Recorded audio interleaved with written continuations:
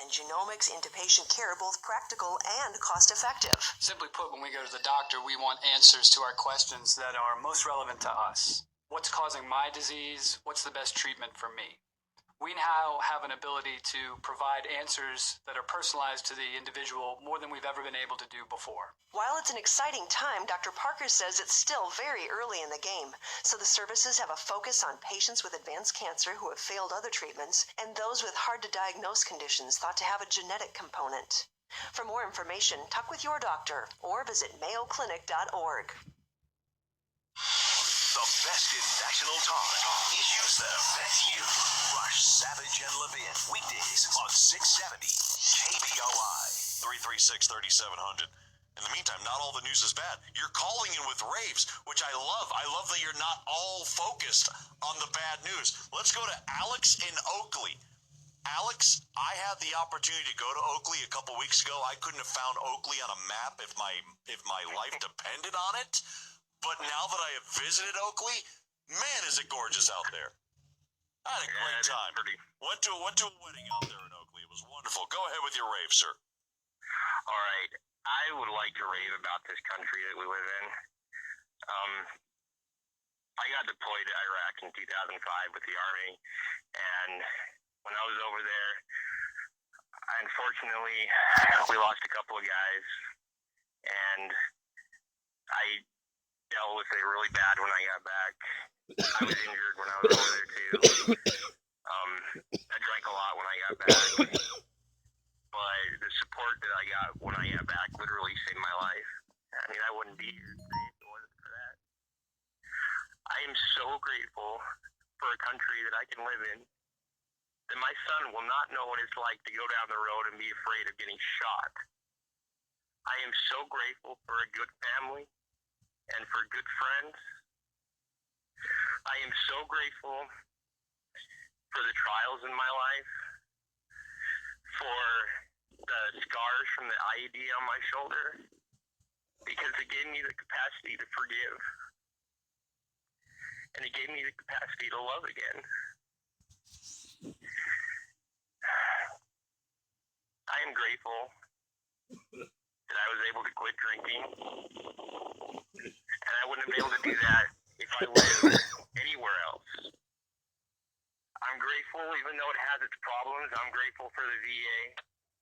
I'm grateful for my wonderful counselor there, who's just been an amazing woman that has literally saved my life. I'm just grateful. I would never want to live anywhere else. I don't want to visit anywhere else. I never want to leave this country again. People have no idea how precious and how rare this freedom that we have. People don't understand how rare it is to walk down the road and not have to worry about roadside bombs and not have to worry about terrorists. And our country is no way perfect. It's in no way perfect. But no other country in our history has ever freed more people. And I was grateful to wear that American flag on my shoulder and be able to contribute my little small part to that. And the last thing is I am grateful for First Lieutenant David L.D. Imo, and I'm grateful for Private First Class Wesley R. Riggs. I'm grateful that I got to know them. I'm grateful that I was there to see the last moments of their lives.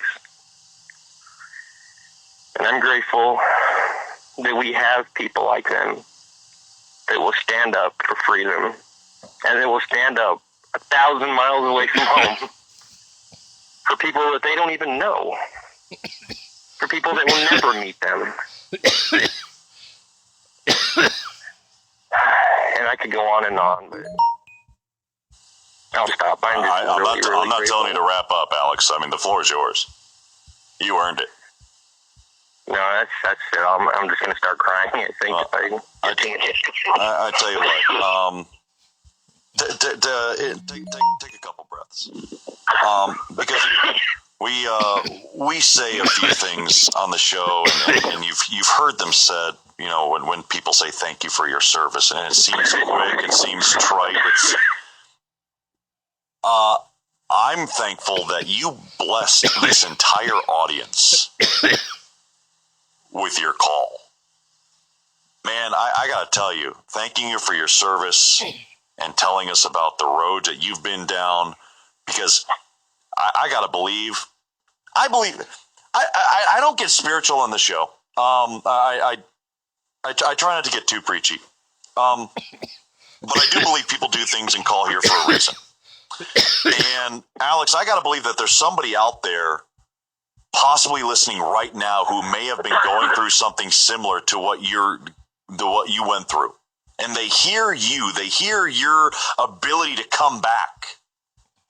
And that might have given them hope, Alex. So thank you for your service. Thank you for your message that bad times can be overcome. And your praise of the country has been amazing. But Alex, we're able to do everything that we're able to do because of people like you. So thank you. Thank you. Shelby, making afternoon drive great again on 670 KBOI. At Kent's Bicycle. With your Mayo Clinic Radio Health Minute, I'm Tracy McCrae. Each year, thousands of young football players get concussions on the gridiron. Tyler Sloan is no stranger to concussions. Just felt like a big hit until I got in the locker room after the game, then my head started to hurt. Just felt nauseous and knew something wasn't right. No helmet can eliminate the possibility of a concussion happening, but the idea of a properly fitted helmet and a good helmet is to reduce the severity of a concussion if it should happen. Athletic trainer Jim Williams says, first, make sure a helmet is in good physical condition. Next, spray the player's head down to simulate sweat during a game. When the helmet's on, it should be 1 inch above the eyebrow. If it's too low, pump air into the air bladders inside the helmet. Chin straps, you want to make sure go underneath the face mask. I want to make sure that the ear holes